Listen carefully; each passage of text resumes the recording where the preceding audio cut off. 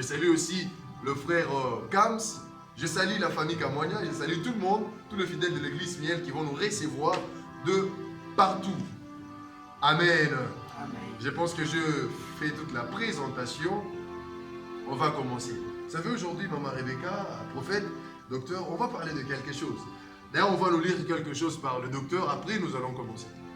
Le livre de 1 Timothée, chapitre 4, verset 12.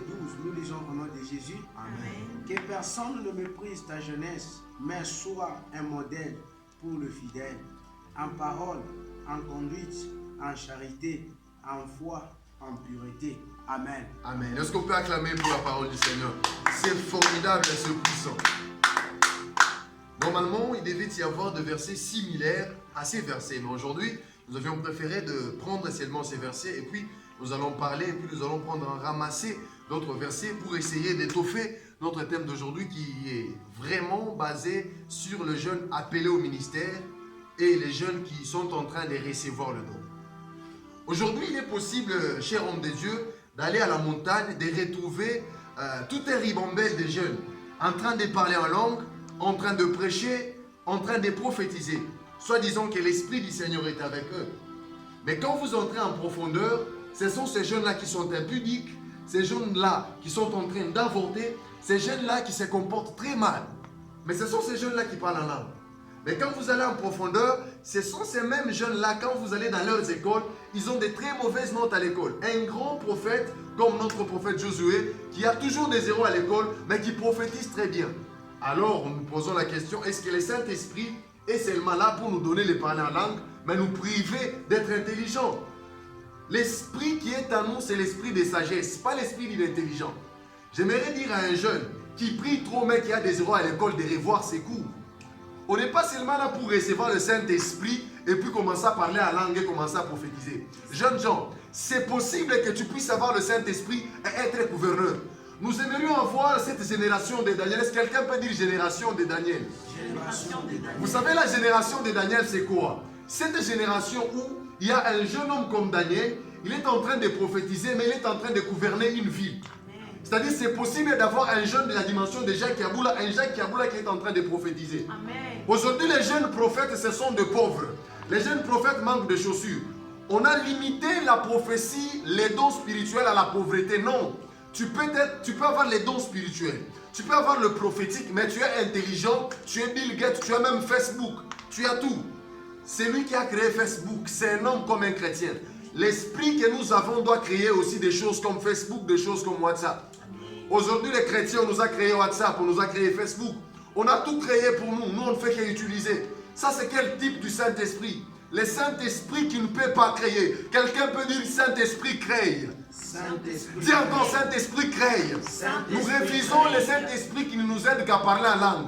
Nous avons besoin du Saint-Esprit qui va nous aider à créer des entreprises. Le Saint-Esprit qui va nous aider à créer des robots. Amen. Les États-Unis sont en train d'être développés pas avec la prophétie, mais avec l'intelligence.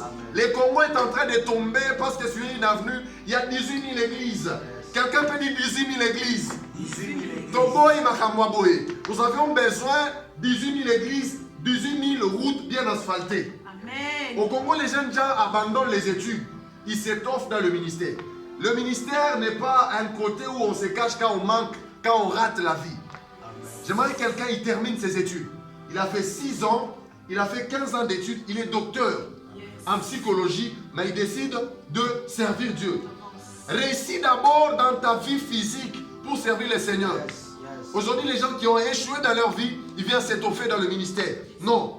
Écoutez, j'aimerais dire à un jeune homme, continue à étudier. Le pays, le Congo, a besoin des gens qui ont étudié, pas besoin des gens qui ont le parler en langue, mais qui n'ont pas la capacité de réussir. Félix Tshilombo Tshisekedi a besoin des gens qui sont intelligents et qui ont aussi l'esprit. Frère Samuel, vous savez une chose qui m'intrigue beaucoup. Aujourd'hui au Congo, nous nous retrouvons à la tête de l'État où il y a beaucoup de sorciers. Les gens qui sont remplis de mauvais esprits, mais qui sont intelligents et qui dirigent le pays. Qu'est-ce qui se passe? C'est que nous qui sommes remplis du Saint-Esprit, on n'a pas étudié. Voilà pourquoi on n'est pas au sommet de l'État.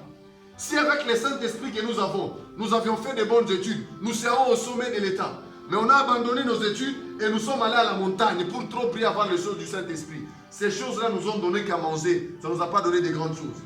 La Bible dit Daniel et ses amis, ils avaient le Saint-Esprit, mais ils ont pu gouverner une ville.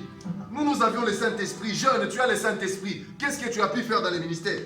Jeune, tu as le Saint-Esprit. Qu'est-ce que tu as réalisé dans le ministère? Tu peux avoir le Saint-Esprit, mais tu es président de la République.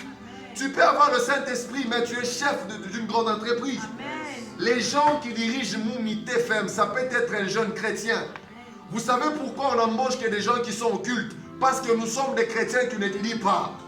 Aujourd'hui, on a des pasteurs qui ne sont pas intellectuels. On a des prophètes qui ne sont pas intellectuels. Ils se permettent de prophétiser des bêtises. Il dit à quelqu'un, il dit clairement comme ça.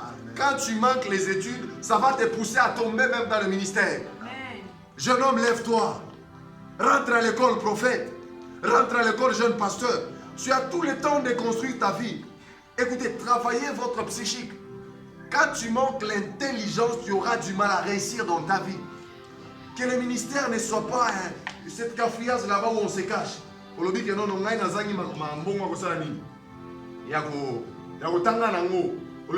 Cette fois-ci, je vais me cacher où? Au ministère. Non! Cette génération ici, nous avions besoin d'une sœur Rebecca qui a eu le